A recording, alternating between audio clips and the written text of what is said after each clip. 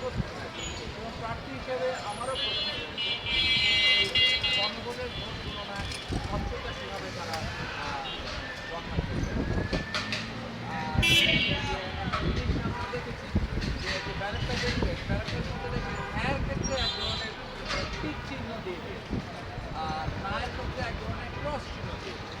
অর্থাৎ ভোটারকে মনে হচ্ছে আগে বলা হচ্ছে যে পজিটিভ টিক চিহ্ন হচ্ছে হ্যাঁ আর ক্রস চিহ্ন হচ্ছে নেতিবাচক, এটা যাওয়া দরকার নেই, এটা বড় দরকার। আর ব্যালট পেপারে কিসের কারণে আপনার টিক চিহ্ন দিয়ে দেবেন আর ক্রস চিহ্ন দিয়ে দেবেন, এটা তো আমার মনে হয় এক ধরনের ভোটারকে প্রভাবিত করবার চেষ্টা, এটা এক ধরনের ভোটারকে প্রভাবিত করার চেষ্টা, এক ধরনের ট্র্যাক করবার চেষ্টা।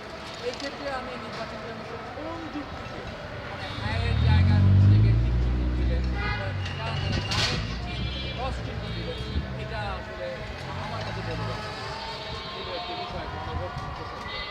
এই বিষয়টি আবারও রিপিট করি, সেটি হচ্ছে এক গণনা প্রক্রিয়ার ক্ষেত্রে স্বচ্ছতা জবাবদিহিতা কীভাবে নিশ্চিত হবে সেটা হচ্ছে নির্বাচন কমিশন জনগণের কাছে প্রার্থীদের কাজের বিতর্ক নিশ্চিত করতে পারেনি।